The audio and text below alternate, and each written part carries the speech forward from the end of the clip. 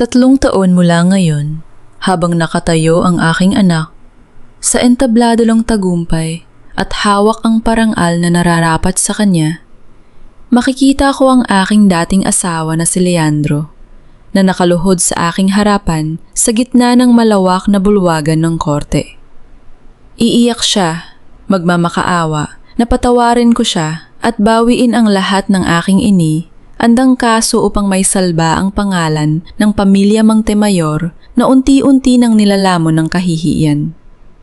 Ngunit hindi ko siya sulyapan nang may habag. Bagkus ay dahan-dahan ko lamang ayusin ang kuwe.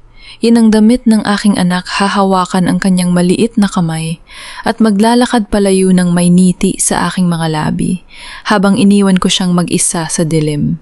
Ihulog niyo na ang babaeng yan sa dagat tutal.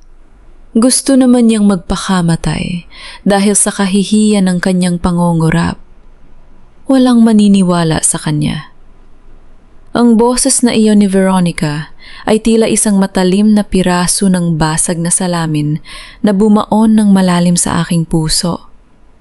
Napakalamig ng kanyang tinig, walang bakas ng pagmamahal na ipinakita niya sa akin sa loob ng maraming taon bilang aking hipag. Ilang oras pa lamang ang nakalipas bago ang malagim na sandaling ito. Naaalala ko pa ang init ng ilaw sa banyo ng aming silid sa ibaba ng marangyang yate. Hawak-hawak ko ang maliit na puting plastik na may 2 pulang guhit. Isang bagong buhay. Isang munting anghel ang nagsisimula ng mabuo sa aking sinapupunan pagkatapos ng 3 taon naming paghihintay ni Leandro. Umiyak ako sa labis na kagalakan, nanginginig ang aking mga kamay habang hinahawakan ang aking patagpa na tiyan. Diyos ko, salamat to. Ito na ang pinakamagandang regalo na maibibigay ko kay Leandro sa mismong gabi ng ika-10 anibersaryo ng Montemayor Shipping Line. Naalala ko pa kung paano ko binalak na ibulong sa kanyang tainga ang balitang ito sa gitna ng sayawan sa deck, habang ang mga dambuhalang barko ng kanilang pamilya ay nakapila sa malayo sa bagay simbolo ng kanilang kapangyarihan. Ngunit ang aking mga pangarap ay naglaho sa loob lamang ng isang kisap mata nang humakbang ako palabas sa deck ng yate. Sa halip na mga bati ng pagbati at masayang musika ang sumalubong sa akin ay ang nakatutulig na katahimikan at ang 12-dosenang mga mata ng matataas na tao sa lipunan na nakatitig sa akin ng may pagkamuhi at pandiri. Pinalibutan ako ng 4 na armadong gwardiya ng pamilya Montemayor. Tila ba ako ay isang mapanganib na kriminal na nahuli sa akto. Sa gitna ng karamihan, nakatayo si Doña Amalia, ang aking biyenan, na may hawak na makapal na folder. Walang pasabali niyang inihagis ang mga dokumento sa aking paanan. Ang mga papel ay nagkalat sa sahig, naglalaman ng mga pekeng pirma ko, na nagpapatunay di umano na naglipat ako ng 50 milyong piso mula sa pondo ng kanilang foundation patungo sa aking sariling bank account sa ibang bansa. Nanginig ang aking buong katawan. Hindi ko maibuka ang aking bibig upang sumigaw o ipagtanggol ang aking sarili. Parang nagyelo ang aking boses sa aking lalamunan habang ang malamig na hangin ng karagatan ay sumasampal sa aking mukha. Dahan-dahan kong ibinaling ang aking tingin kay Leandro na nakatayo sa tabi ng kanyang ina. Leandro, magsalita ka. Alam mong hindi ko magagawa ito, ang pakiusap ng aking mga mata bagaman walang tunog na lumabas sa aking mga labi. Ngunit, ang aking asawa, ang lalaking nangako sa harap ng altar na poprotektahan ako sa lahat ng storms ng buhay, ay umiwas ng tingin. Nanatili siyang nakatungo, nakakuyom ang mga palad sa loob ng kanyang bulsa. Sa kanyang mukha ay makikita ang takot. Takot sa kanyang ina, takot sa kahihiyan ng kanilang pamilya, at takot na mawala ang kanyang posisyon bilang tagapagmana ng korporasyon. Ang hiya at ang utang na loob niya sa kanyang ina ay mas matimbang kaysa sa katarungan para sa kanyang sariling asawa. Ang kanyang katahimikan ay mas masakit pa kaysa sa anumang sampal na maaari kong matanggap. Bago ko pa magawang makahuma, lumapit sa akin si Veronica. Ang kanyang muka ay puno ng mapagkunwaring habag na nagpapakulo sa aking dugo. Hinawakan niya ang aking siko, ngunit ang kanyang mga kuko ay bumaon sa aking balat ng napakahigpit. Bumulong siya sa aking tainga, ang amoy ng kanyang mamahaling alak ay humalo sa hangin, Ate Teresa. Huwag mo nang pahirapan ang sarili mo. Kung pipirmahan mo lang ang pag-amin at ang papeles ng debosyo na inihanda ni Mami, hindi ka namin ipapakulong. Para na rin ito sa kaligtasan ng batang dinadala mo. Kung totoo ngang anak yan ng kapatid ko, isang mapanirang puring, paratang na nagmula sa isang ampuan na itinuring kong tunay na kapatid. Sa tabi niya si Doña Amalia ay may hawak ng panulat, andang ipilit sa akin ang paglagda sa aking sariling kamatayan bilang isang propesyonal na abogado. Naramdaman ko ang matinding trap. Narito kami sa gitna ng bukas na dagat, milya-milya ang layo mula sa pampang ng Maynila. Ang malalaking alon ay marahas na humahampas sa gilid ng yate na lumilihan ng isang nakakatakot na ritmo ng kapahamakan. Ang ugong ng makina ng yate ay tila sumasakal sa bawat pagkakataon ko na makahingi ng saklolo. Walang ibang tao sa deck na handang tumulong sa akin. Lahat sila ay mga kaibigan at kasusyo ng pamilya Montemayor na mas pipiliing maniwala sa kasinungalingan upang mapanatili ang kanilang sariling interes. Diyos ko po bakit? Diyos ko po bakit? Ninyo hinahayaan na mangyari ito sa akin. Ano ba ang aking naging kasalanan, kundi ang maging tapat sa pamilyang ito? Ano ba ang aking naging pagkakamali, kundi ang hanapin ang katotohanan sa likod ng kanilang maruruming sikreto? Bakit ang taong pinag-alayan ko ng aking buong pagkatao ay hinahayaan ako mawasak sa harap ng kanyang sariling mga mata? Ang bawat tanong ay parang kutsilyong sumasaksak sa aking puso na nag-iiwan ng sugat na hindi kailanman maghihilom. Umiyak ako, ngunit walang luha na lumabas. Ang aking luha ay natuyo na sa tindi ng ulat ng kawalang katarungan. Subalit sa kabila ng panghihina ng aking tuhod, naramdaman ko ang marang paggalaw sa aking sinapupunan. Isang paalala na hindi na lamang sarili ko ang aking ipinaglalaban. May isang inosenteng buhay na umaasa sa aking lakas. Na hindi ako pwedeng sumuko, hindi ko pipirmahan ang kanilang mga kasinungalingan. Inilayo ko ang aking siko mula sa hawak ni Veronica at hinarap siya ng may buong tapang. Hindi ko pipirmahan ang mga kasinungalingang yan, Veronica. At kapag nakabalik tayo sa pampangsisig, guraduhin kong malalaman ng buong bansa kung saan nanggagaling ang perang nagpapatakbo sa inyong marang. Yang buhay ang aking sigaw na nagpatahimik sa ingay ng hangin. Nambot ang aking tapang ay naging mitsa ng aking kapahamakan. Bago ko pa magawang lumayo patungo sa karamihan ng mga bisita, marahas akong hinila ni Veronica patungo sa pinakamadilim na bahagi ng deck, malayo sa mga ilaw ng pagdiriwang. Nakita ko ang biglang pagbabago sa kanyang mga mata, ang purong galit at takot na mabunyag ang kanyang mga krimen.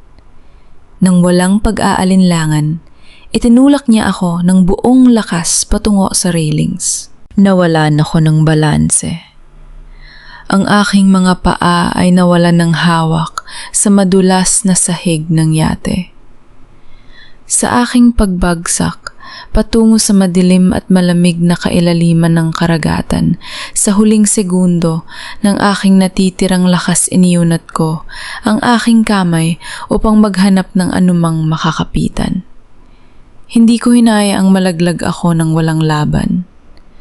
Ang aking mga daliri ay sumabit sa pulso ni Veronica. Naramdaman ko ang malamig at matitigas na butil ng kanyang suot, ang mamahaling black pearl bracelet na ibinigay sa kanya ni Doña Amalia bilang simbolo ng kanyang pagiging tunay na Montemayor. Sa isang marahas na hila ng aking buong bigat, napigtas ko ang bracelet mula sa kanyang kamay. Ang huling narinig ko bago ako tuluyang lamuyan ng malamig madilim at walang hanggang tubig ng karagatan ay ang mahinang sigaw ng takot mula kay Veronica at ang tunog ng aking katawan na bumagsak sa naggangalit na alon. Ang tubig alat ay pumasok sa aking ilong at bibig sumasakal sa aking huling hininga. Habang dahan-dahan akong lumulubog sa madilim na kailaliman, hawak-hawak ko pa rin sa aking nakakuyom na palad ang mga perlas ng aking kaaway. Malamig, madilim. Tila ba ako ay lumulutang sa isang walang katapusang kawalan kung saan walang sakit, walang galit at walang takot. Ngunit hindi hinayaan ng tadhana na manatili ako sa kapayapaang yon. Nabalik lamang ang aking kamalayan nang marinig ko ang marahang hampas ng mga alon sa dalampasigan at ang amoy ng asin na humalo sa hangin. Nang dahan-dahan kong imulat ang aking mga mata, hindi ang marangyang kisame ng aming silid ni Leandro ang aking nakita. Isang bubong na gawa sa nipa at mga lumang tablang kahoy na may mga bitak ang sumalubong sa aking nandalabong paningin. Isang matandang babae na may kulubot na muka, ngunit may napakabait na mga mata ang nakadungaw sa akin. Tinawag niya ang kanyang asawa at doon ko nakilala sina Aling Nena at Mang Cardo. Sila ay mga simpleng mangingisda sa isang malayong barangay na tinatawag na Isla Verde. Ayon sa kanila, nakita ko ni Mang Cardo na lumulutang sa gilid ng kanyang bangka. Walang malay puno ng pasa at mahigpit na nakakuyom ang aking palad. Nang buksan ko ang aking kamay, doon ko nakilala ang 7 piraso ng itim na perlas. Ang bracelet ni Veronica. Ngunit nang subukan kong alalahanin kung paano ko yon nakuha o kung sino ba talaga ako, isang matinding sakit ang tila sumabog sa aking ulo. Wala akong maalala.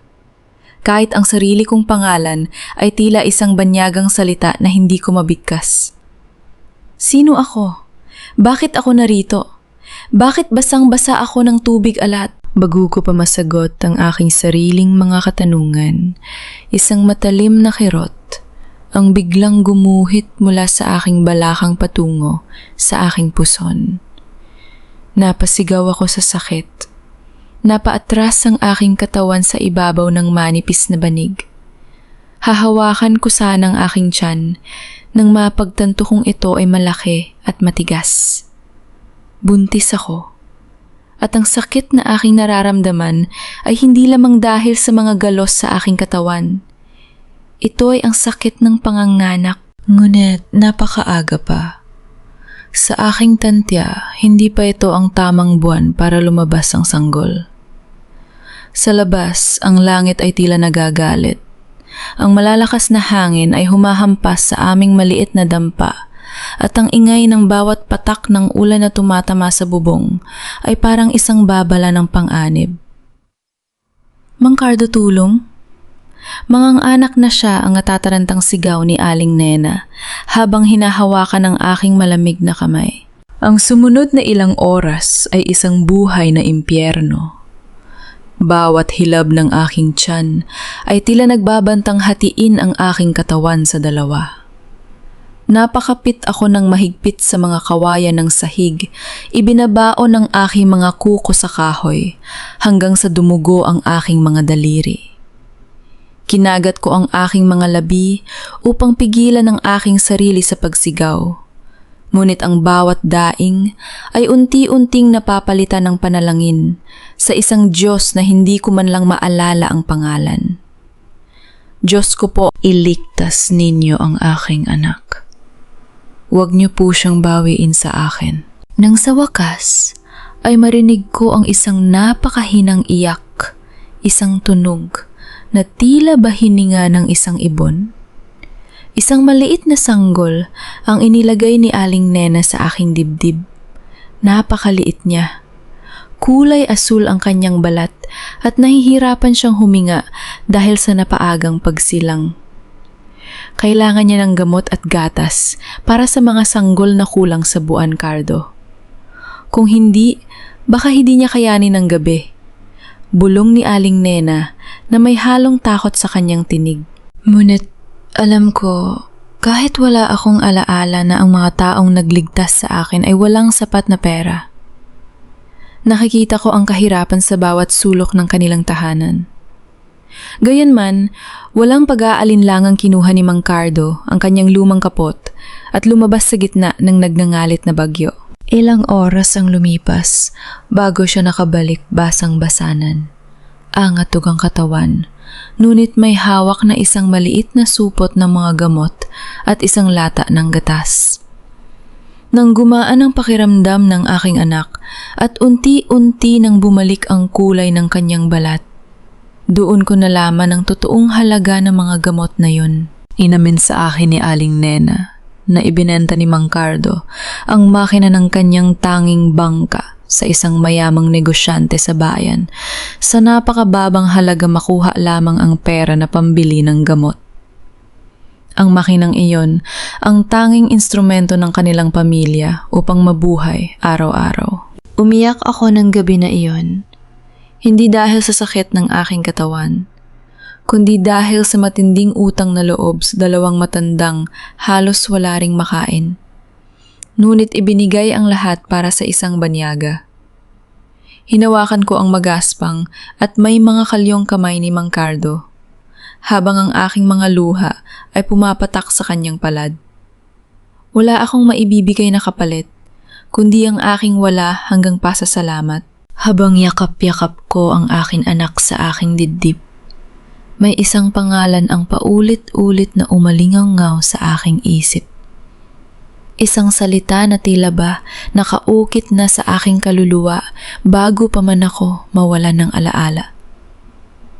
Mateo ang bulong ko habang hinahalikan ang kanyang maliit na noo. Mateo ang aking regalo mula sa Diyos. Nang sumunod na umaga nang tumahimik na ang bagyo, tumayo ako at lumapit sa isang maliit na piraso ng basag na salamin na nakasabit sa dingding na kawayan. Tiningnan ko ang aking refleksyon. Ang aking mukha ay maputla, may mga galos, at ang aking mga mata ay puno ng kalituhan. Hindi ko kilala ang babaeng nakatitig sa akin. Hindi ko alam kung saan ako galing o kung bakit may nagtangkang pumatay sa akin. Ngunit nang marinig ko ang mahinang pag-ungol ni Mateo mula sa banig, hinawakan ko ang black pearl bracelet na nakalagay sa aking bulsa. Ramdam ko ang galit na hindi ko maipaliwanag. Hindi ko man alam kung sino ako ngayon, ngunit sisiguraduhin kong mabubuhay ako. Mabubuhay ako para sa iyo, Mateo. At balang araw, hahanapin natin ang katotohanan. Mulay kong narinig ang marahang hampas ng mga alon sa labas ng aming dampa. Tila ba nagbabadya ng isang mahaba at madilim na paglalakbay. 1 taon na ang mabilis na lumipas mula nang ihagis ako ng mapaglarong tadhana sa baybayin ng Isla Verde. 1 taon ko ring niyakap ang simpleng buhay bilang si Nene, ang pangalang ibinigay sa akin ni na Aling Nena at Mang Cardo dahil sa kawalan ko ng alaala. Sa loob ng 12 buwan, natuto akong maglaba sa ilog, maghimay ng tuyong isda, at patulugin si Mateo sa pamamagitan ng mga katutubong hele habang ang banayad na hangin mula sa dagat ay yumayapos sa aming maliit na dampa. Masaya ang buhay sa nayon.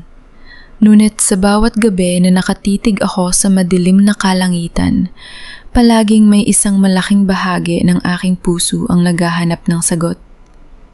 May kulang. Isang malaking pader ang nakaharang sa aking nakaraan na hindi ko magawang tumpakin. Hanggang sa dumating ang hapon na yon na nagpabago sa lahat. Naglalakad ako patungo sa sari-sari store ni Aling Marta upang bumili ng ilang pirasong kandila at gatas para kay Mateo. Habang hinihintay ko ang aking sukli, ang aking pandinig ay naakit ng isang pamilyar na pangalan mula sa maliit at maalikabok na telebisyon na nakasabit sa sulok ng tindahan. Ang screen ay may malakas na ugong ng static at gumagalaw na mga guhit. Ngunit sapat na ang liwanag nito para makuha ang aking buong atensyon. Ang Montemayor Shipping Lines, ang saad ng boses ng reporter sa balita. Sa isang saglit, tila ba huminto ang pag-ikot ng mundo? Ang pangalang iyon ay parang isang kidlat na gumuhit sa aking utak na nagdulot ng matinding sakit sa aking mga sentido. Napahawak ako sa aking ulo habang ang aking mga mata ay nakapako sa telebisyon. Ipinakita sa screen ang mukha ng isang lalaki. Nakasuot siya ng mamahaling suit, seryoso ang mukha, ngunit mas matanda at may bakas ng pagod kumpara sa kung paano ko siya naalala. Si Leandro. At sa tabi niya, nakatayo ang isang babaeng may napakagandang ngiti, suot ang isang kumikinang na diamond engagement ring habang nakakapit sa braso ng lalaki. Si Veronica. Opisyal ng inihayag ng bagong hirang na CEO ng Montemayor Shipping na si Leandro Montemayor, ang kanyang nalalapit na kasal sa kanyang kabiyak na si Veronica. Ito ay naganap eksaktong 1 taon matapos ang malagim na pagpapakamatay ng kanyang dating asawa ang abogadong si Teresa Montemayor dahil sa iskandalo ng paglipat ng pondo. Teresa Montemayor. Ang pangalang yun. Ang mukha ng abogadong ipinakita sa lumang larawan sa balita. Ang babaeng may matapang na ngiti at hawak ang kanyang diploma sa abogasya. Ako yon. Ako si Teresa. Sa isang iglap ang dambuhalang pader sa aking isip ay gumuho. Ang mga alaala ay dagsang pumasok sa aking utak na tila ba isang rumaragasang baha. Naalala ko ang lahat. Ang aking opisina, ang aking mga kliyente, ang aking masayang pagsasama kay Leandro, ang 2 guhit sa pregnancy test, at ang malamig na gabi sa yate. Naalala ko ang marahas na tulak ni Veronica, ang kawalan ng pakialam sa mga mata ng aking biyenan na si Doña Amalia at ang nakakabinging katahimikan ng aking asawa habang pinapanood akong lumubog sa dilim. Bumagsak ang plastik ng gatas na aking hawak sa tuyong lupa. Dahan-daging kumalat ang puting likido sa aking paanan, ngunit hindi ko na yon napansin. Ang aking buong katawan ay nanginig, hindi dahil sa takot, kundi dahil sa isang nagngangalit na galit na ngayon ko lamang naramdaman sa aking buong buhay. Pinatay nila ako sa harap ng batas. Ginamit nila ang aking pagpapakamatay upang linisin ang kanilang maruruming pangalan at itago ang kanilang mga krimen. At ngayon si Leandro ay ikakasal sa babaeng nagtangka sa buhay ko at ng aking anak nene. Okay ka lang ba ah? Ang nag-aalalang tanong ni Aling Marta, nungit hindi ko na siya narinig. Tumakbo ako pabalik sa dampa ni Namang Cardo nang may nag-uumapaw na determinasyon. Nang ngumiti sa akin si Mateo na mahimbing na natutulog sa tiyan niya, yakap ko siya ng napakahigpit. Pumatak ang aking mga luha sa kanyang pisngi. Ngunit ang mga luhang ito ay hindi na galing sa kahuha ang sarili. Ang mga ito ay simbolo ng aking muling pagkabuhay bilang isang ina na handang wasakin ang sinumang nagtangkang sumira sa kanyang anak. Teresa, ang tunay kong pangalan Aling Nena Mangcardo. Ang saad ko sa kanila ng gabing yon habang iniimpak ko ang aking kaunting gamit.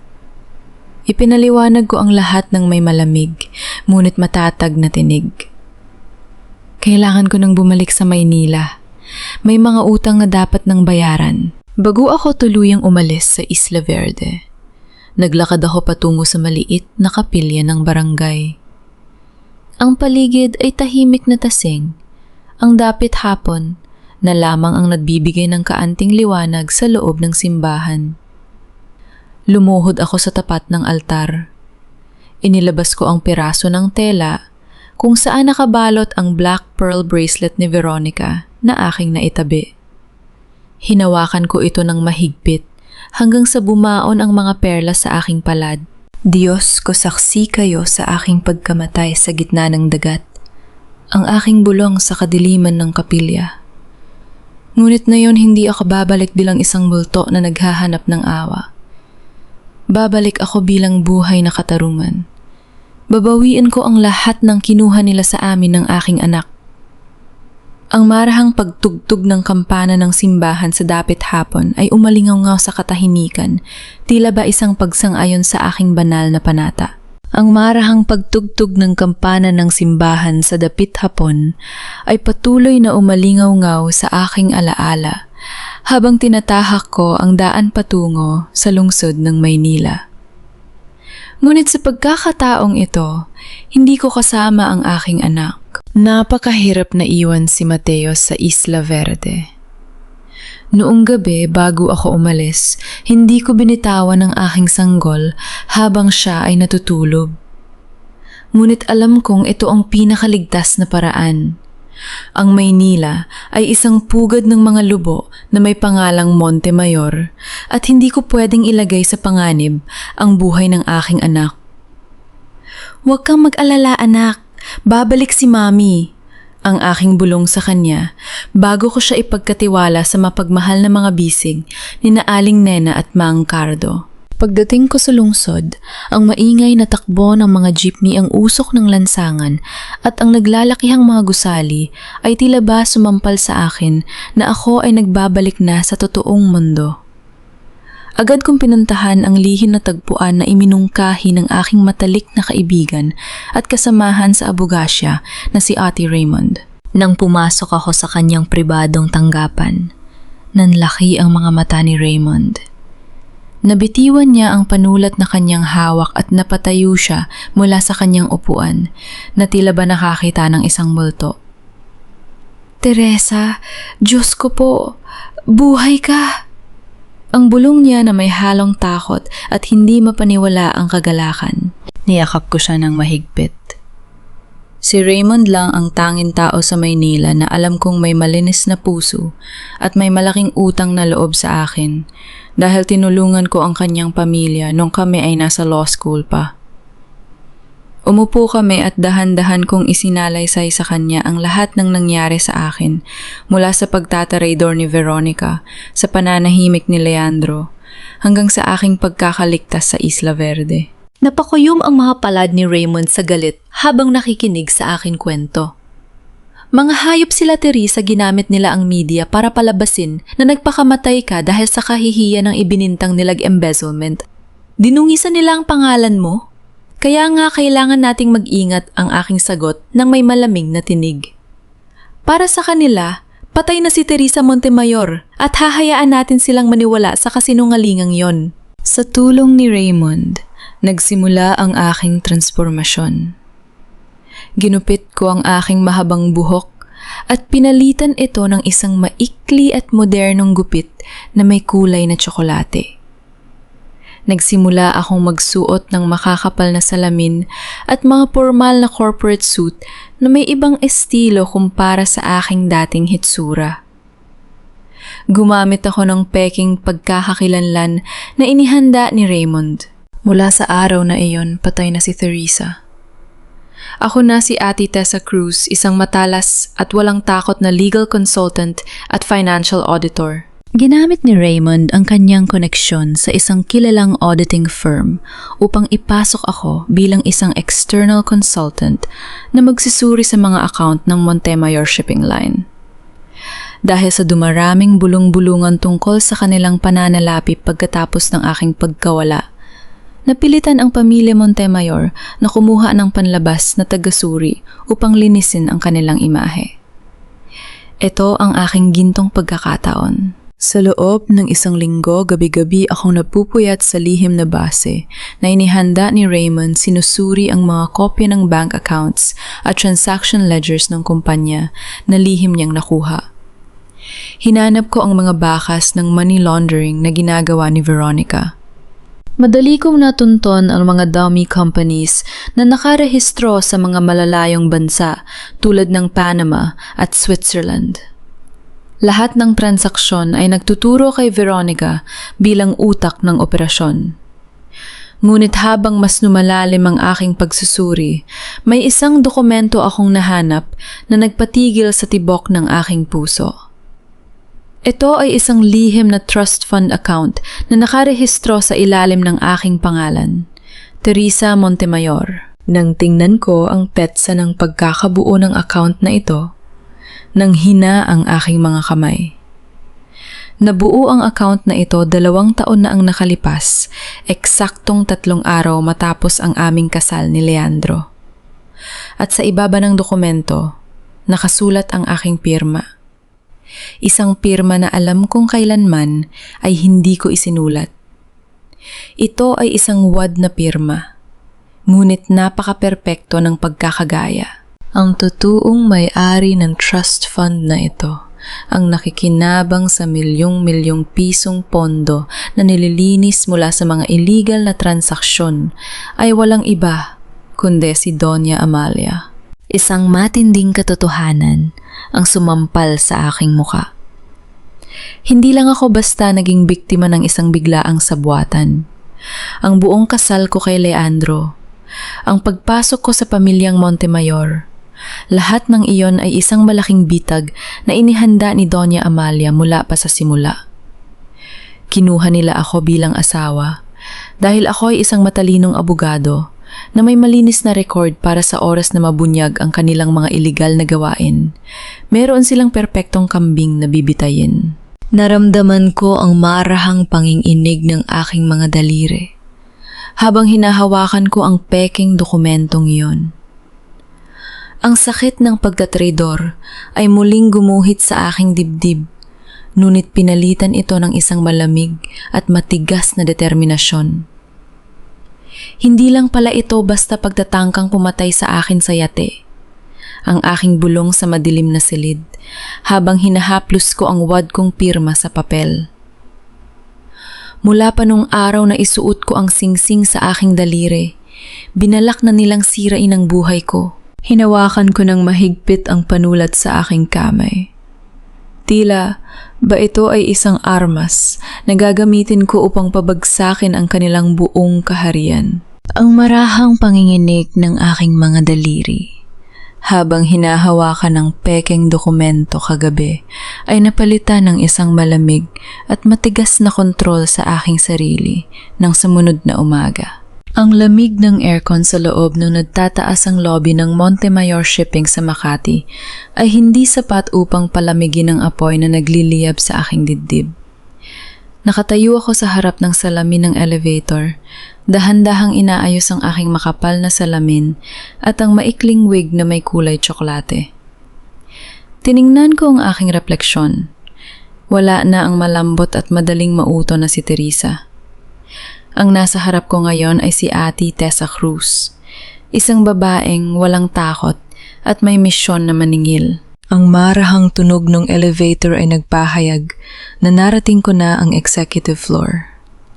Sa bawat hakbang ko, palabas ang regular at matatag na tunog ng aking matataas na sapatos sa makintab na sahig na marbol ay tila ba isang babala sa bawat taong makakasalubong ko. Lumakad ako lampas sa mga cubicle ng mga empleyado. Ang ilan sa kanila ay pamilyar ang mga mukha, mga taong dati ay bumabati sa akin ng "Good morning, Ma'am Teresa," nang may kasamang ngiti. Ngayon, tinitingnan lang nila ako bilang isang banyagang abogado na mag-audit sa kumpanya.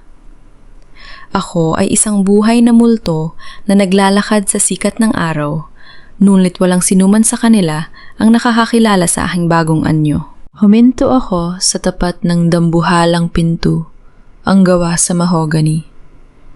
Ang opisina ng General Manager na ngayon ay opisina na ng bagong CEO. Huminga ako ng malalim, hinawakan ang hawakan ng pinto at dahan-dahang itinulak ito pabalik. Sa loob ng opisina ang amoy ng mamahaling kape at leather ay agad na sumalubong sa aking pang-amoy. Sa tapat ng malawak na bintana na nakaharap sa Manila Bay, nakatayo ang isang lalaki. Hawak niya ang isang tasa ng mainit na kape. Nang marinig niya ang pagbukas ng pinto, dahan-dahan siyang humarap. Si Leandro, ang aking asawa. Ang aking unang pag-ibig. Ang lalaking minsang naging buong mundo ko.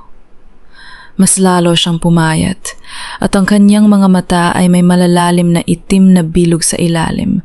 Tila ba hindi siya nakakatulog nang maayos sa loob ng mahabang panahon. Good morning, Mr. Montemayor. Ako si Ate Tessa Cruz, ang external legal consultant mula sa auditing firm, ang Saad ko. Pinilit kong panatilihing formal, profesional at walang anumang emosyon ng aking boses. Ang sandaling marinig niya ang aking tinig ay parang isang malakas na hampas ng kuryente sa kanyang buong katawan. Nanigas si Leandro sa kanyang kinatatayuan. Ang tasa ng kape na kanyang hawak ay marahas na ng inig. Ang kanyang mga mata ay nanlaki sa matinding gulat at ang kanyang muka ay nawala ng kulay, naging kasing putla ng papel. Sa sobrang taranta mabilis niyang binitawan ang tasa sa ibabaw ng kanyang lamesa.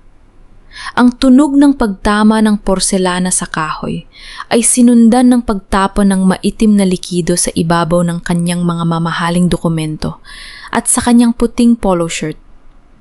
Ngunit hindi niya yan pinansin. Ang kanyang buong atensyon ay nakapako sa aking muka. Teresa, ang bulong niya. Ang boses niya ay nanginginig. Halos hindi lumabas sa kanyang lalamunan.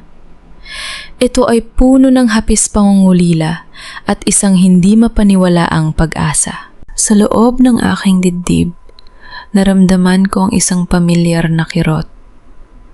Ang puso ko ay tila gustong sumigaw, gustong tumakbo patungo sa kanya at magtanong kung bakit niya ako pinabayaan sa yate ng gabing yun. Ngunit mabilis kong binalot ang aking sarili ng yelo. Naalala ko ang peking pirma sa trust fund. Naalala ko na binalak nilang gawin akong scapegoat mula pa sa simula ng aming kasal. Excuse me, Mr. Montemayor. Ang aking malamig na sagot, huwag ipahalata ang nerbiyos habang marahang itinataas ang aking salamin sa aking ilong. May problema po ba sa aking hitsura? O baka naman ay hindi naging maayos ang pagtanggap ninyo sa aming auditing firm? Mabilis na lumakad si Leandro. Palabas mula sa likod ng kanyang malaking lamesa. Hindi niya alintana ang basang bahagi ng kanyang polo. Huminto siya sa aking harapan, napakalapit na amoy ko ang pamilyar na pabango na madalas kong ihanda para sa kanya noon. Tinitigan niya ang aking muka. Hinahanap ang bawat linya ang hugis ng aking ilong at ang aking mga mata sa likod na makapal na salamin. Hindi, imposible ito. Teresa, alam kong ikaw yan. Ang boses mo, ang mga mata mo. Buhay ka. Diyos ko po, buhay ka. Ang kanyang umiiyak na Saad. Ang kanyang mga kamay ay nanginginig habang unti-unting umaabot sa aking direksyon. Bago ko pa magawang umatras, marahas niyang hinawakan ang aking pulso. Ang kanyang hawak ay mainit eksakto, tulad ng kung paano niya ako hawakan noon kapag kami ay magkasama. Ang init na iyon ay nagdulot ng isang matinding panginginig sa aking buong katawan.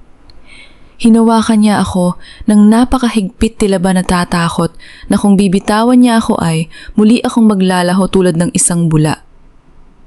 Ang kanyang mga mata ay nagsimula ng mangilid ang luha, puno ng pagsisisi at pagmamakaawa. Please, Teresa.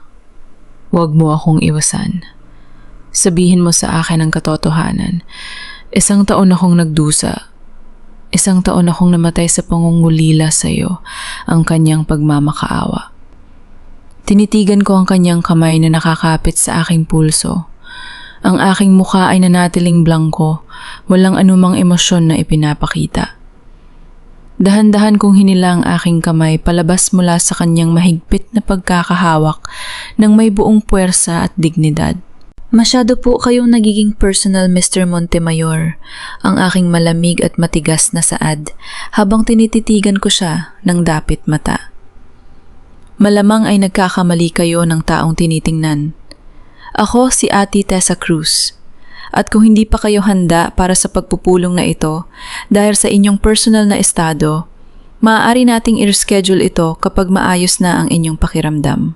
Ang init ng kanyang mga daliri na naiwan sa aking balat ay tila ba isang nagbabagang bakal na sumunog sa aking natitirang kahinaan. Paglabas ko ng silid ni Leandro, naramdaman ko ang matinding panghihina ng aking mga tuhod. Ang hawak ng kanyang mga kamay sa aking pulso kanina ay tila ba nag-iwan ng isang nagbabagang marka na sumunog sa aking natitirang tapang. Ngunit bago ko pa magawang maglakad patungo sa elevator upang takasan ang bigat ng hangin sa paligid, nakita ko si Doña Amalia na naglalakad sa koridor. Mabilis siyang pumasok sa opisina ng kanyang anak. Ang kanyang muka ay puno ng otoridad at galit. Sa halip na umalis, mabilis akong pumasok sa katabing conference room na may kumokonektang pinto patungo sa opisina ng CEO. Dahil madalas kaming magkasama ni Leandro sa silid na ito, noon alam kong ang pinto ay may maliit na siwang kung hindi ito ganap na nailapat. Dahan-dahan kong inilapit ang aking tainga sa siwang nang pinto pinipigil ang aking sariling hininga. Narinig ko agad ang matalim na boses ng aking biyenan. Ano ba ang ginagawa mo, Leandro? Ang galit na sigaw ni Doña Amalia. I heard from the secretary na nagwala ka raw sa harap ng bagong auditor. Wuntik mo na siyang hawakan. Ma'am, hindi mo ako naiintindihan. Ang nanginginig na sagot ni Leandro na may halong takot at pagkabigo. Si Ate Tessa. Sinasabi ko sa'yo, Ma'am, kamukhang-kamuha siya ni Teresa. Ang boses niya, ang paraan ng pagtitig niya sa aking mga mata, I felt it in my heart. Hindi pwedeng nagkataon lang ito. Mabubaliw ka na ba ang pasigaw na sagot ni Doña Amalia? Patay na si Teresa isang taon na. Ang nakalipas mula nang tumalon siya sa yate dahil sa kahihiyan ng pagnanakaw niya sa pondo ng foundation natin. Huwag mo nang binabanggit ang pangalan ng magnanakaw na yon. Sa aking harapan, hindi magnanakaw si Teresa, Mommy. Ang biglang pagsigaw ni Leandro na nagpagulat sa akin sa likod ng pinto. I searched for her for 6 months. Araw-araw akong pumunta sa bawat baybayin. Nagbayad ako ng milyon-milyon sa mga investigador. At sa 6 na buwang yon, marami akong nalaman. Nakita ko ang mga loopholes sa account ng foundation. Ang pirma ni Teresa sa trust fund sa Panama, peke yon. I know her signature, Mom. Alam kong hindi niya magagawa yon. May nandaraya sa likod ng aking likod. At alam kong may kinalaman kayo ni Veronica. Isang mahabang katahimikan ang namayani sa kabilang silid. Pigil hininga akong nakinig. Nararamdaman ang mabilis na tibok ng aking puso habang dahan-dahang naglilinaw ang mga piraso ng katotohanan. At ano naman kung peke ang pirma na yon? Ang malamig na sagot ni Doña Amalia na walang bakas ng pagsisisi. Diyos ko po, Ma'am, ang halos pabulong na saad ni Leandro puno ng kabiguan. So it is true, kayo ang nag-frame up sa asawa ko? Kaya ba kayo pumayag na mabilisang isara ang investigasyon ng mga pulis dahil binalat kayo ninyo ang katotohanan? Ginawa ko ang lahat ng yon para sa'yo. Para sa pamilyang ito, ang mariing depensa ni Doña Amalia. Do you think we can survive without that money nung mamatay ang papa mo? Iniwan niya tayo na. May 200 milyong pisong utang. Kung hindi natin ginamit ang shipping lines para linisin ang pondo ng mga kliyente ni Veronica, matagal na tayo nakatira sa kalye. Matagal nang sira ang pangalang Montemayor. Ngunit bakit si Teresa? Bakit kailangang siya ang isakripisyo ninyo? Ang galit na tanong ni Leandro. Dihil siya ang perpektong proteksyon na ang malupit na sagot ni Doña Amalia. Siya ay isang magaling na abogado, malinis ang pangalan at walang ibang pamilya na magtatanggol sa kanya. Kung may mag-imbestiga man sa atin, ang lahat ng papeles ay nakaturo sa kanya. At huwag mong kakalimutan, Leandro, ikaw ang CEO ngayon. Alam mo ang tungkol sa mga offshore accounts, ngunit nanatili kang tahimik upang protektahan ako at ang kumpanyang ito.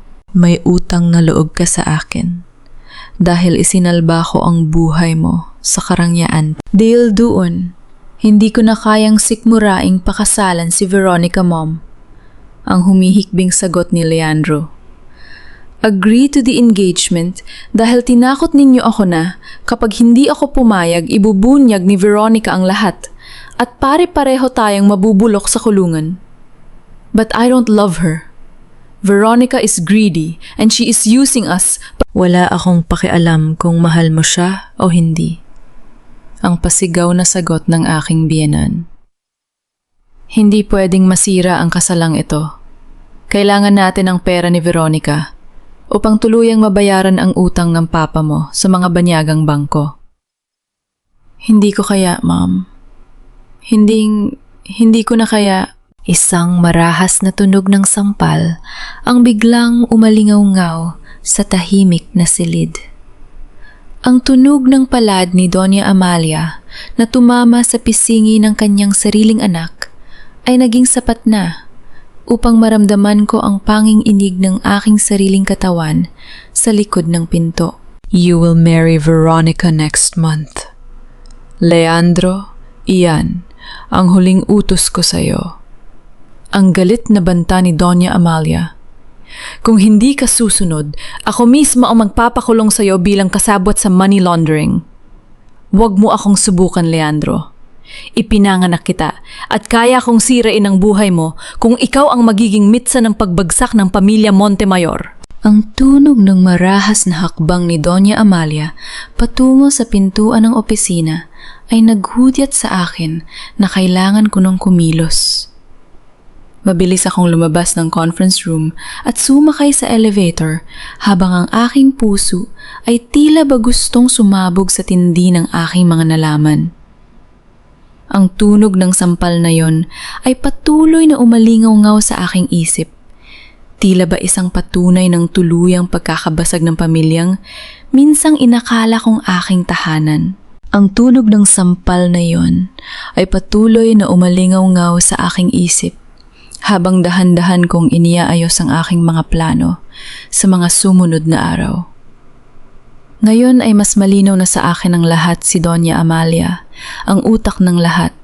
Si Veronica ang kanyang kasangkapan at si Leandro ay ang mahinang haligi na pumiling manahimik upang isalba ang kanilang maruming danggal.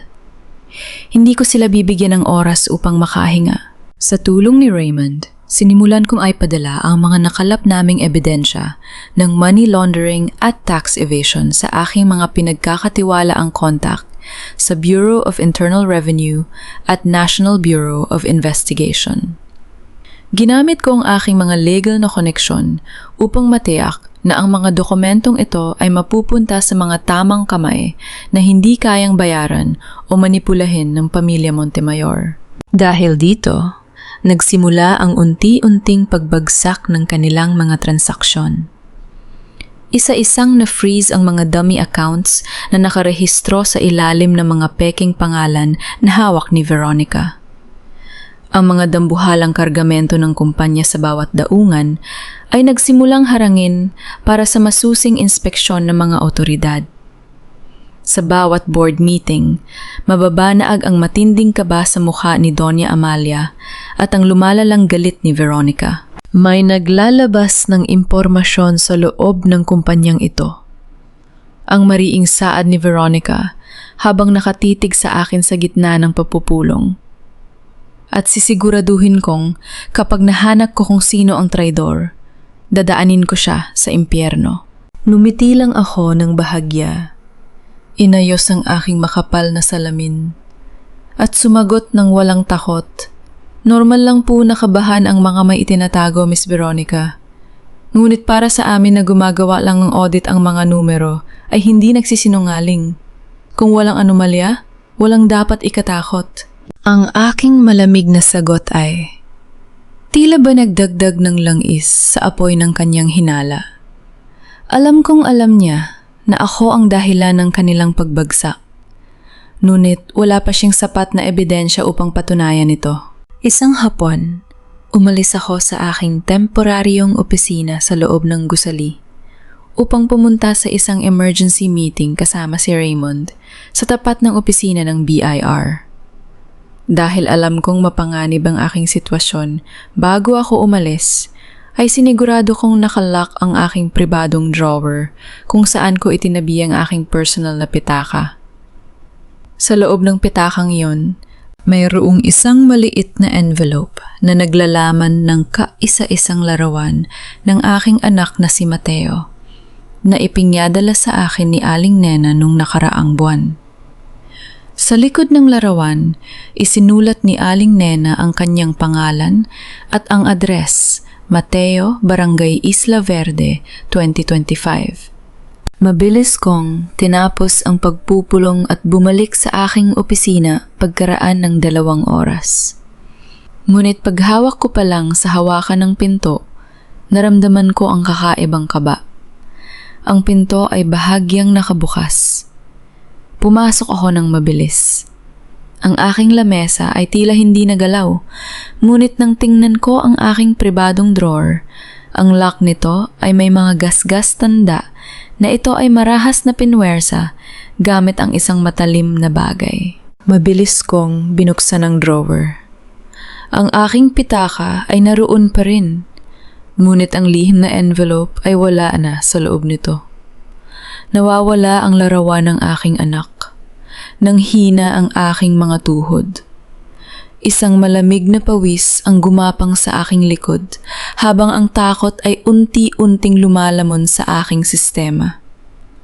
Diyos ko po, si Mateo. Bago ko pa magawang makapag-isip ng susunod na hakbang, narinig ko ang marahang pagbukas ng pinto sa aking likuran. Dahan-dahan akong humarap. Nakatayo sa may pintuan si Veronica. Hawak niya sa kanyang kanang kamay ang envelope at sa kanyang mga daliri ay nakasipit ang larawan ng aking 1 taong gulang na anak. May suot siyang napakalupit at nakakatakot na ngiti sa kanyang mga labi. Ang cute naman ng anak mo, ate. Tessa Cruz. O mas magandang tawagin kitang Ate Teresa. Ang kanyang nakakatakot na bulong habang dahan-dahang lumalapit sa aking lamesa. Hindi ako nagsalita. Pinanatili kong matigas ang aking mukha kahit na sa loob-loob ko ay tila ba guguho na ang aking mundo sa takot para sa kaligtasan ni Mateo. Hawig na hawig siya ng kapatid kong si Leandro nung sanggol pa siya. At ang likod ng larawan. Iniharap niya sa akin ang likod ng papel kung saan nakasulat ang sulat kamay ni Aling Nena. Barangay Isla Verde, isang maliit na nayon ng mga mangingisda. Malapit lang pala yon mula rito, no? Madaling puntahan. Madaling kunin ang kahit na anong bagay na gusto ko. Ang kanyang mga salita ay tila ba isang lason na dahan-dahan kong ininom na nagdala ng isang matinding takot na hindi ko kailanman naramdaman noon. Ang bakanting espasyo sa aking drawer kung saan itinago ang kaisa-isang larawan ni Mateo ay tila ba isang malalim na sugat na nagpahiwatig ng darating na unos. Ang bakanting espasyo sa aking drawer kung saan itinago ang kaisa-isang larawan ni Mateo ay patuloy na nag-iwan ng isang malalim na sugat. Pagkaalis ni Veronica mula sa aking opisina, nang may nakaluluhong ngiti, nanatili akong nakatayo sa gitna ng silid. Ang aking mga kamay ay nanginginig ng hindi ko kontrolado at ang aking paghinga ay naging mababaw at mabilis. Alam kong hindi lang basta pananakot ang mga salita ni Veronica. Siya ay isang demonyo na walang limitasyon ang kayang gawin para lamang maisalba ang kanyang sarili. Hindi pa lumilipas ang 10 minuto nang marahas na manghinig ang aking telepno sa ibabaw ng lamesa. Mabilis ko itong sinagot, halos lumundag ang aking puso sa kaba nang makita ko ang pangalan ni Aling Nena sa screen. Aling Nena? Kamusta po si Mateo? Okay lang po ba kayo riyan? Ang aking nag-aalala at mabilis na tanong. Ngunit sa kabilang linya, hindi ang mahinahong boses ni Aling Nena ang aking narinig. Ang sumalubong sa akin ay ang kanyang humihikbi at natatarantang mga tili na may kasamang malalakas na iyak. Nene, si Mateo, Diyos ko po si Mateo. Ang iyak ni Aling Nena. May dumating na isang itim na van dito sa tapat ng dampa. May mga lalaking armado na bumaba, bigla nilang inagaw si Mateo mula sa dyan. Sinubukan silang pigilan ni Cardo, ngunit hinampas nila siya ng baril. Duguan si Cardo ngayon, nene. Parang gumuho ang buong langit sa aking ulo. Ang aking paningin ay nagdilim at naramdaman ko ang malamig na pawis na dumaloy sa aking buong katawan. Napahawak ako sa gilid ng lamesa upang hindi ako tuluyang bumagsak sa sahig. Ang aking anak, ang aking munting anghel na walang kamalay-malay ay nasa kamay na ng mga mamamatay tao. Aling Nena, makinig po kayo sa akin. Pinilit kong patatagin ang aking boses sa kabila ng matinding takot na tila sumasakal sa aking lalamunan. Dalhin niyo po agad si Mang Cardo sa pinakamalapit na ospital. Huwag po kayong tatawag ng pulis sa ngayon pakiusap. Ako po ang bahala rito. Ililigtas ko si Mateo. Nang maputol ang linya, napaupo ako sa sahig. Niyakap ko ang aking sariling mga knees habang ang aking mga luha ay sa wakas ay pumatak na. Mateo, anak ko. Ang aking humihikbing bulong. Ang sakit at takot ng isang ina ay tila ba gustong sumira sa aking katinuan. Ngunit bago ko pa magawang tuluyang mawasak, muling nanginginig ang aking telpono. Isang hindi kilalang numero ang nakasulat sa screen. Alam ko kung sino ito. Dahan-dahan kong inilagay ang telepono sa aking tainga. Pinilit na ibalik ang aking matigas at walang emosyong boses. Veronica, isang mahinang tawa ng demonyo ang narinig ko sa kabilang linya. Ate Teresa, nakuha mo ba ang balita mula sa paborito mong ngayon? I told you, napakadaling puntahan ng Isla Verde at napakadali ring kargahin ng isang maliit na bata. Hayop ka, Veronica. Walang kasalanan ng anak ko. Kung may galit ka sa aking nakaraan, ako ang harapin mo, pakawalan mo si Mateo, ang aking galit na sigaw na nagpaauga sa katahimikan ng aking opisina. Oh, don't worry, ate. Ligtas naman ang anak mo. Sa ngayon, ang pabalang na sagot ni Veronica. Ngunit ang kanyang kaligtasan ay nakadepende sa iyo. Alam kong hawak niyo ni Raymond ang orihinal na ledger ng aming mga offshore accounts. I want the original copy, Teresa. Walang digital backup, walang kopya na maiiwan sa NBI o BIR. Ibibigay ko sa iyo ang lahat ng gusto mo, basta wag mo lang sasaktan si Mateo. Good. Dalhin mo ang orihinal na ledger sa lumang warehouse sa Pier 4 mamayang 10:00 ng gabi. Pumunta ka ng mag-isa, ang malamig na utos ni Veronica. At bago ko pa magawang sumagot, idinagdag niya ang kanyang huling banta na nagpatigil sa tibok ng aking puso. At huwag mo nang subukang tumawag sa pulis o sa kaibigan mong si Raymond. Kung makakita ako ng kahit isang patrol car o kung hindi maibalik ang mga na-freeze kong accounts, sisiguraduhin kong matutulog ang anak mo sa ilalim ng dagat.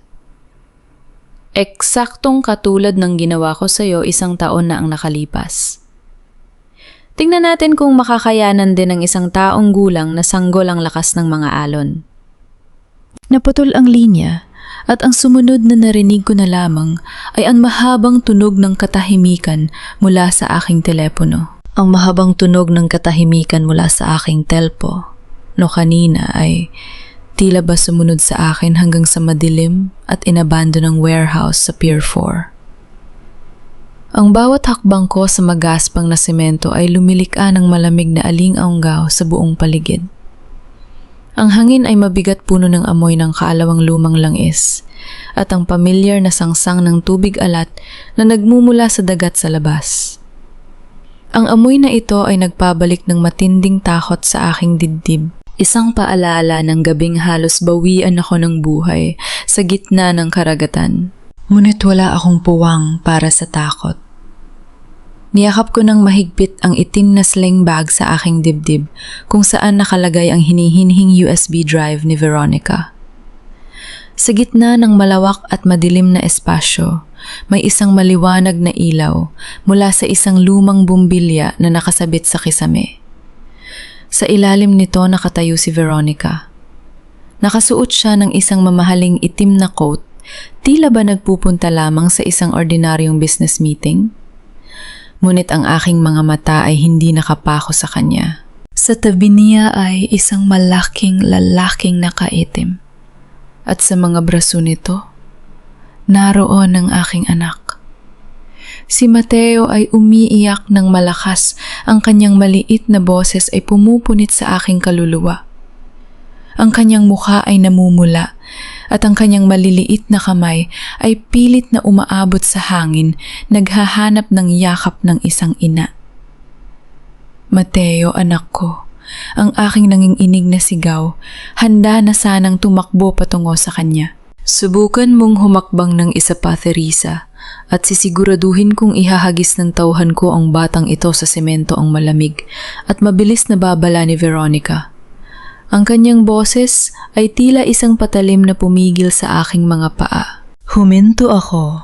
Ang aking mga tuhod ay halos bumigay sa tindi ng kaba. Tinaas ko ang aking mga kamay upang ipakita na wala akong dalang armas. Pinilit kong patatagin ang aking sarili, ginagamit ang bawat onsa ng aking pagkaabogado upang hindi tuluyang magwala.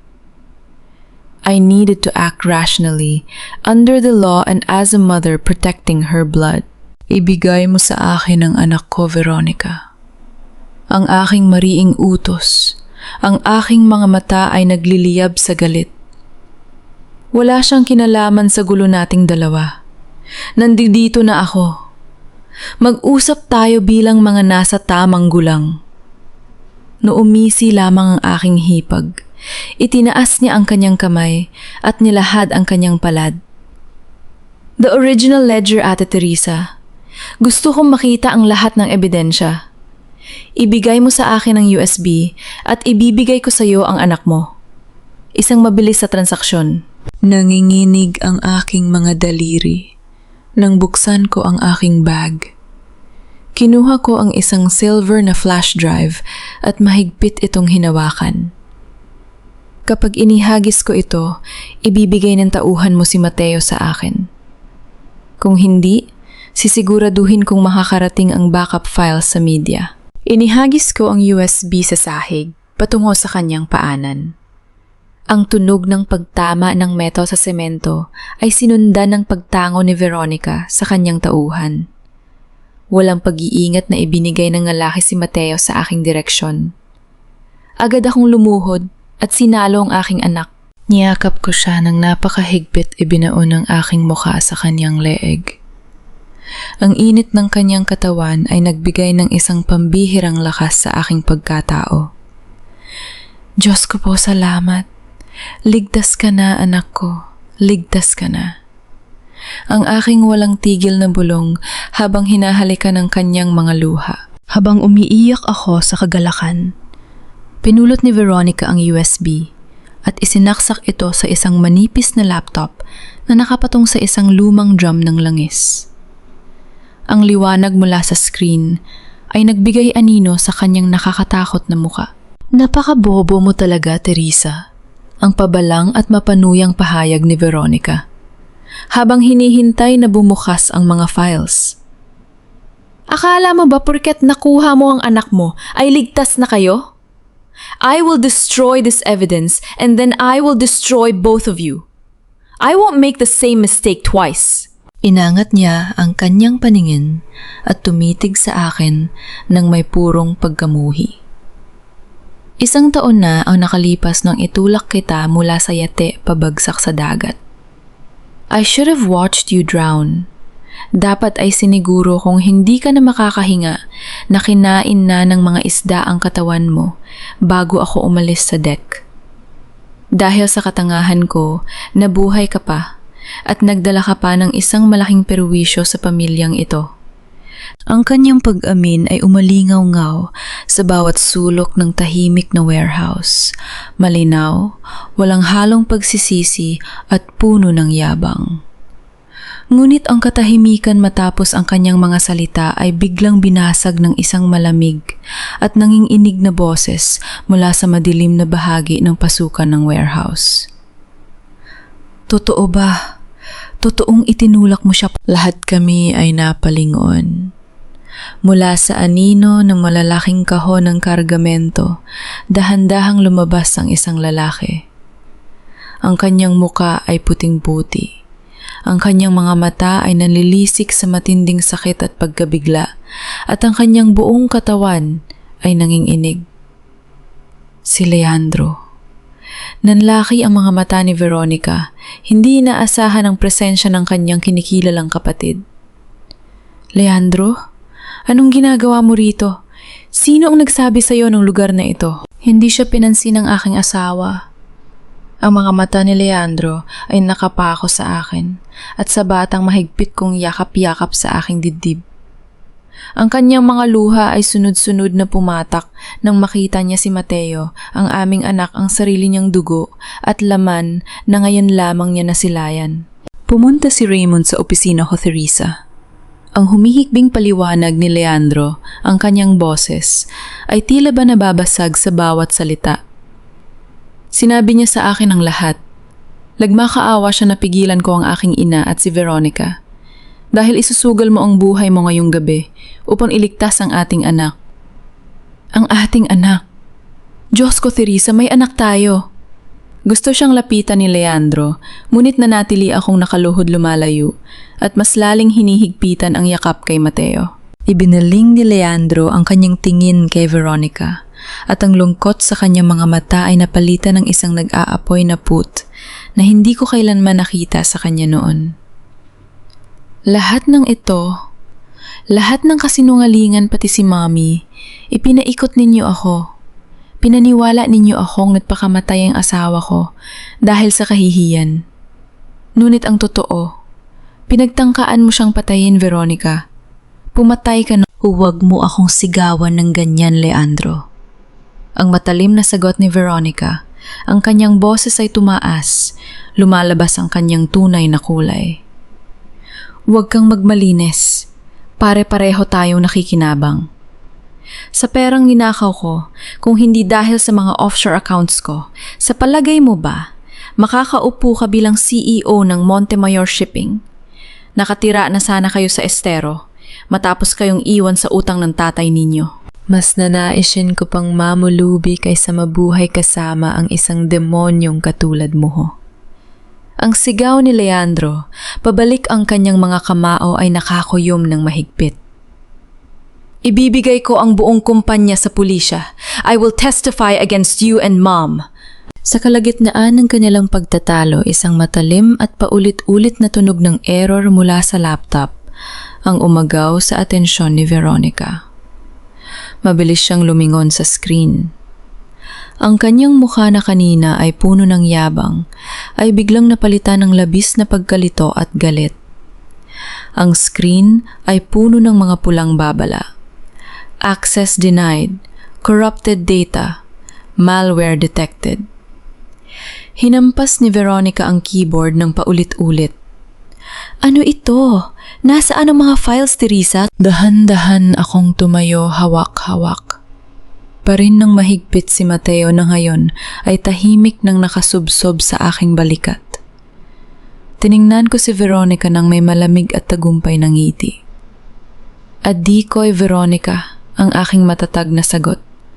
Walang anumang bakas ng takot. Isang peking flash drive na puno ng virus na sisira sa buong system ng computer mo. Ang orihinal na ledger, kanina ko pa naibigay kay Raymond at malamang sa mga oras na ito, nasa kamay na ito ng National Bureau of Investigation. Isang nakakabinging katahimikan ang namayani matapos ang aking deklarasyon. Unti-unting na proseso ni Veronica na siya ay natalo sa sarili niyang laro. Ang kanyang mga mata ay lumaki at nagkulay dugo sa tindi ng pot. Ang kanyang paghinga ay naging mabigat at marahas. May tangdok tao sa? O akala mo ba mananalo ka sa akin, Teresa? ang kanyang nakakakilabot na sigaw na parang isang hayop na nasukol sa sulok. Bago pa man makakilos si Leandro o ang sinuman sa amin, mabilis na dinukot ni Veronica ang isang makinis na pilak na baril mula sa loob ng kanyang coat. Iniangat niya ito at nang walang anumang pag-aalinlangan, itinutok niya ang dulo nito ng direkta sa aking dibdib sa mismong direksyon kung saan nakayakap ang aking anak. Ang malamig na tunog ng pagkasa ng baril ay umalingaw-ngaw sa buong inabando ng pier na tila ba isang hudyat ng kamatayan. Ang malamig na tunog ng pagkasa ng baril ay patuloy na umalingaw-ngaw sa aking isip habang nakatitig ako sa dulo ng pilak na revolver ni Veronica. Ang bawat segundo ay tila ba naging isang taon. Nararamdaman ko ang mabilis na tibok ng puso ni Mateo sa aking dibdib, ang kanyang maliliit na kamay na nakakapit sa aking damit. Hinarangan ko ang aking anak gamit ang aking sariling katawan. Yumuko ako ng bahagya upang masiguro na ako ang tatanggap ng anumang darating na bala. Veronica, huwag ang sigaw ni Leandro, ang kanyang boses ay puno ng takot at desperation habang sinusubukan niyang humakbang palapit. Huwag kang lalapit, Leandro. Ang huling tili ni Veronica. Ang kanyang mga mata ay nandilisik tuluyan nang nawala ang kanyang katinuan. Kung mawawala sa akin ang lahat, sisiguraduhin kong walang matitira sa inyo. Lahat kayo pababagsakin ko. Nakita ko ang paggalaw ng kanyang daliri sa trigger. Ipikit ko ang aking mga mata, inihanda ang aking sarili sa katapusan. Diyos ko po, iligtas ninyo ang aking anak. Ngunit bago pa man kumawala ang bala, isang mabilis na anino ang humbarang sa aking harapan. Si Leandro. Ang biglaang pagsabog ng tunog ng baril ay yumanig sa buong warehouse, kasunod ng amoy ng pulbura at ang mabilis na pagsilay ng apoy mula sa dulo ng sandata.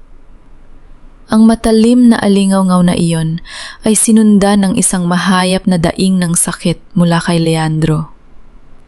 Bumagsak siya sa semento na pahawak sa kanyang kanang balikat, kung saan mabilis na kumalat ang pulang dugo na nagmansa sa kanyang puting polo shirt. Leandro, ang aking naging sigaw, ang aking puso ay tila ba tumigil sa pagtibok nang makita ko siyang duguang nakahandusay sa aking paanan. Sa kabila ng matinding sakit, pinilit ni Leandro na iangat ang kanyang ulo.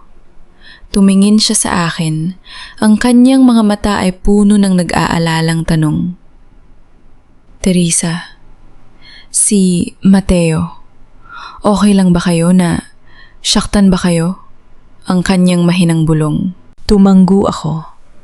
Habang nanginginig ang aking buong katawan, pinapanatili si Mateo na nakasubsob sa aking leeg upang hindi niya makita ang karahasan sa kanyang paligid. Bago pa makabawi si Veronica, upang magpaputok muli ang marahas na tunog ng pagbagsak ng pintuan ng warehouse, ay sumunod. 12 ng mga armadong opisyal mula sa National Bureau of Investigation at mga pulis ang mabilis na pumasok. Ang kanilang mga armas ay nakatutok kay Veronica at sa kanyang tauhan. Ibagsak mo ang baril, pulis ito, huwag kang kikilos. Ang nakatutulig na sigaw ng pinuno ng mga awtoridad. Mabilis na tumakbo si Raymond patungo sa akin. Hinila niya ako patayo at inilayo sa gitna ng gulo. Ang mga pulis ay mabilis na dinaluhong si Veronica na agaw ang kanyang baril at marahas siyang pinadapa sa malamig na semento. Bitawan niyo ako. Hindi niyo ako pwedeng hulihin. Wala kayong ebidensya laban sa akin. Ang galit na tili ni Veronica habang pilit na nagpupumigla sa hawak ng mga opisyal. Lumapit si Raymond sa kanya. Ang kanyang mukha ay seryoso at walang bakas ng habag. Iniharap niya ang kanyang telepono sa mukha ni Veronica. Tapos na ang laro mo, Veronica. Ang malamig na saad ni Raymond. The flycam video from the yacht, the one showing you pushing Teresa into the sea, is currently playing live on national television and all social media platforms. Ipinadala ko na rin ang orihinal na ledger ng inyong money laundering sa central database ng gobyerno. The whole country is watching you right now. Nang makita ni Veronica ang kanyang sariling muka sa screen ng balita, habang itinutulak ako mula sa tiyan ng yate 1 taon, na ang nakalipas ang kanyang tili ay biglang naputol. Ang kanyang muka ay nawala ng kulay. Ang kanyang imperyo, ang kanyang pangalan, at ang kanyang kalayaan ay tuluyan ng gumuho sa loob lamang ng 1 segundo. Hindi ito maaari. Mami, iligtas mo ako. Ang hikbi ni Veronica, habang marahas siyang itinatayo ng mga pulis at kinakabitan ng posas. At para sa impormasyon mo ang dagdag ng pinunong investigador habang kinakaladkad si Veronica palabas. Ang iyong ina si Doña Amalia ay kasalukuyan na ring inaaresto sa inyong mansyon sa Forbes Park dahil sa kasong sabwatan at forgery. Pareho kayong mabubulok sa kulangan. Ang mga tili at iyak ni Veronica ay unti-unting lumayo habang kinakaladkad siya ng mga pulis patungo sa labas ng pier. Sa loob ng warehouse ang mga paramedic ay mabilis na lumapit kay Leandro. Nilapatan nila ng paunang lunas ang kanyang sugat sa balikat. Habang inilalagay siya sa ibabaw ng stretcher, nakatitig lang si Leandro sa akin. Ang kanyang mga mata ay puno ng pagsisisi ng lungkot at ng isang matinding pagmamakaawa. Inabot niya ang kanyang nanginginig at dugo ang kamay patungo sa aking direksyon. Teresa, please, patawarin mo ako ang kanyang umiiyak na pakiusap. Alam kong naging mahina ako. Alam kong hinayaan kong masira ang buhay mo dahil sa takot ko kay Mommy at sa kahihiyan ng pamilya ko. Pero handa akong magbago. Handa akong ibigay ang lahat para sa inyo ni Mateo. Hayaan mo akong maging ama sa kanya. Hayaan mo akong bumawi, please. Tinitigan ko si Leandro. Naramdaman ko ang habag para sa kanyang kalagayan, lalo na't iniligtas niya ang buhay namin ni Mateo mula sa bala ni Veronica. Ngunit nang maalala ko ang 1 taon kong pagdurusa sa Isla Verde, ang gabi-gabing pag-iyak ko habang tinititigan ng aking anak na walang ama, at ang katotohanan na binalak nilang gawin akong scapegoat mula pa sa simula ng aming kasal, ang aking puso ay naging matigas na yelo. Hindi sapat ang isang mabilis na sakripisyo upang burahin ang 1 taon ng malalim na sugat at pagtatraidor. Ang tiwala, kapag tuluyan ng nadurog, ay hindi na muling mabubuo ng mga simpleng salita ng pagsisisi. Tiningnan ko siya ng direkta sa kanyang mga mata. Walang galit, ngunit walang bakas ng pagmamahal. Pagkatapos, ay dahan-dahan kong iniling ang aking ulo. Hinarap ko ang aking likod sa kanya. Binuhat ko si Mateo ng mas mataas at naglakad ako patungo sa labas ng madilim na warehouse nang hindi na siya nilingon pa kahit 1 beses. Ang mapupula at mabubulag na ilaw ng mga sasakyan ng pulisya at ambulansya ay sumalubong sa aking muka sa labas ng pier. Tila ba isang hudyat ng pagtatapos ng isang napakahabang gabi. Ang mapupula at mabubulag na ilaw ng mga sasakyan ng pulisya noong gabing yun sa pier ay mabilis na napalitan ng maliwanag at malamig na ilaw ng bulwagan ng hustisya sa lungsod ng Maynila pagkalipas ng ilang buwan. Ito na ang araw ng paghuhukom. Ang buong courtroom ay punong-puno ng mga reporter mamamahayag at mga mausisang kapitbahay at mamamayan ng Maynila. Ang iskandalo ng pamilya Montemayor ay naging pinakamalaking balita sa bansa. Ngunit sa pagkakataong ito, hindi ko nasuot ang aking disguise bilang si Ate Tessa Cruz. Wala na ang maikling wig at makapal na salamin. Nakatayo ako sa harap ng korte bilang si Ate Teresa Montemayor, ang aking tunay na sarili, suot ang aking sharp black corporate suit. Nakataas ang aking ulo ng may buong dignidad. Sa kabilang panig sa silya ng mga akusado, nakaupo si Doña Amalia at si Veronica. Suot nila ang kulay dilaw na damit ng mga preso sa detention center. Si Doña Amalia ay mukhang matanda lad tutay ang kanyang dating mayabang na tindig, ngunit may bakas pa rin ang galit sa kanyang mga mata. Si Veronica naman ay maputlang maputla nanginginig ang kanyang mga labi habang nakakuyom ang kanyang mga kamay sa ibabaw ng lamesa ng kanyang defense lawyer. Sinubukan ng kanilang mamahaling abogado na ipagtanggol ang kanilang mga kasalanan gamit ang mga teknikal na legalidad. Your Honor ang mariing saad ng defense counsel habang nakatayo sa harap ng Wes. Ang mga dokumentong ipinresinta ng prosecution tungkol sa mga offshore accounts ay nakuha sa pamamagitan ng iligal na pag-access sa pribadong server ng kumpanya. This is fruit of the poisonous tree. Under the law on privacy, these files are inadmissible as evidence. Dahan-dahan akong tumayo mula sa aking upuan bilang co-prosecutor at humarap sa huwes ng may buong kapanatagan. With all due respect, Your Honor, ang aking matatag na sagot, ang aking boses ay umalingaw-ngaw sa buong silid ng walang anumang pag-aalinlangan. Under Section 3 of the Rules on Electronic Evidence at ayon na rin sa internal bylaws ng Montemayor Shipping Line na mismong si Doña Amalia ang lumagda nung nakaraang 3 taon, ang lahat ng financial servers ay bukas para sa regular, independent at external audits. The retrieval of these ledgers is fully compliant with our legal audit procedures. Walang privacy law na nilabag dahil ang kumpanya mismo ang nagbigay ng pahintulot para sa pagsusuring ito. Upang tuluyang durugin ang kanilang depensa, tinawag namin ang aming star witness sa tulong ni Raymond. Pumasok sa witness stand si Jerry, ang dating head accountant at hacker na pinagkakatiwalaan ni Veronica. Jerry? Ang tanong ng lead prosecutor. Sino ang nag-utos sa'yo na buksan ang trust fund sa Panama at gayahin ang pirma ni Teresa Montemayor? Tumingin si Jerry kay Veronica, na ngayon ay tila ba gustong pumatay sa pamamagitan ng kanyang mga mata. Si Veronica po ang direktang sagot ng saksi. Inutusan niya ako 2 taon na ang nakalipas na gumawa ng WAD na account gamit ang pangalan ni Ma'am Teresa.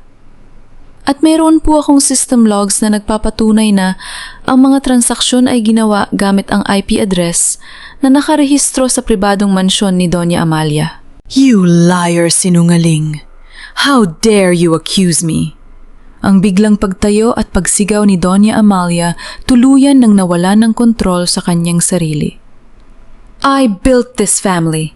I built that company. Walang kwenta ang abogadong yan.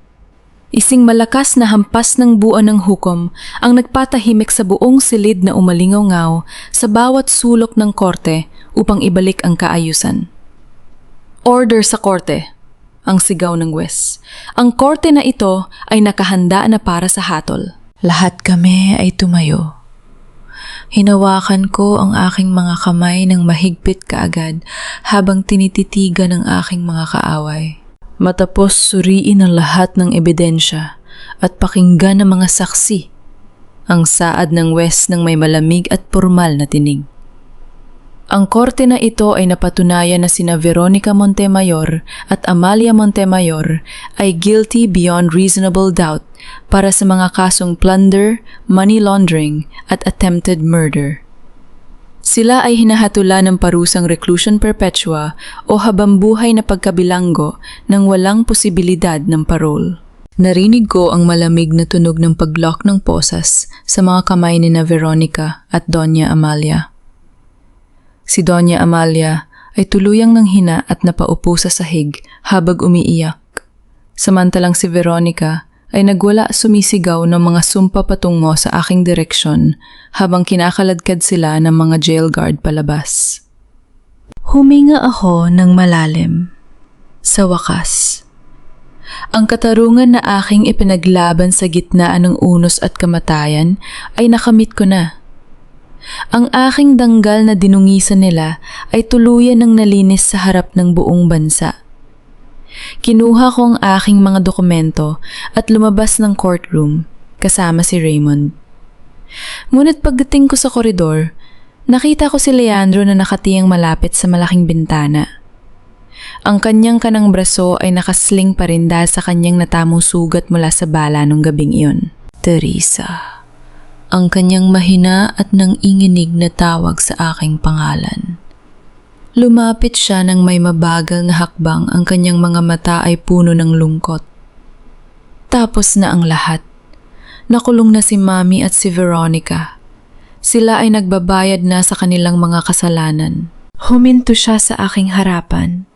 Huminga ng malalim at naging basang-basa muli ang kanyang mga mata. Please, Teresa. Maaari bang magsimula tayong muli para kay Mateo? Hayaan mong patunayan ko sa'yo na kaya kong maging mabuting asawa at ama. I saved you that night. Please, give me one last chance. Tinitigan ko si Leandro. Naalala ko ang kanyang sakripisyo noong gabing harangan niya ang bala para sa amin ng aking anak. Hinding-hindi ko yon makakalimutan at palagi ko iyong ipapapasalamat sa kanya. Ngunit habang tinititigan ko ang kanyang mukha, wala na akong maramdamang pagmamahal. Ang tiwala na aking ibinigay sa kanya nung araw ng aming kasal ay tuluyan ang nalunod sa gabing pinili niyang manahimik habang pinalilibutan ako ng kanyang pamilya. Leandro, ang aking malamig at formal na sagot. Iniligtas mo ang buhay namin ni Mateo at habang buhay ko iyon na ipagpapasalamat sa iyo. Ngunit ang utang na loob ay hindi pag-ibig at ang pasasalamat ay hindi kayang magtahi sa tiwala na winasak mo noong piliin mo ang hiya ng pamilya mo kaysa sa buhay ko. Pinapatawad na kita, Leandro. Pinapatawad kita para magkaroon tayo ng kapayapaan at para maging maayos na ama ka kay Mateo mula sa malayo. Ngunit ang kasal natin ay formal nang natapos nung gabing hinayaan mo akong mahulog sa dagat. Goodbye, Leandro. Hindi ko na hinintay ang kanyang sagot. Tumalikod ako at ang tunog ng aking sapatos na humahampas sa makintab na sahig ng koridor ay umalingaw-ngaw. Habang naglalakad ako palayo patungo sa labas kung saan naghihintay ang aking anak at ang aking bagong buhay. Habang ang dambuhalang pintuang kahoy ng bulwagan ng hustisya ay marahang nagsara sa aking likuran. Ang mabibigat na pintuang kahoy ng bulwagan ng hustisya ay tuluyan ng nagsara sa aking likuran at kasabay nito ay ang pagbubukas ng isang bagong yugto ng aking buhay. Naging mabilis at maayos ang proseso ng aming annulment ni Leandro. Dahil sa matinding pagsisisi at kahihiyan, hindi na niya hinarang ang aking mga legal na petisyon.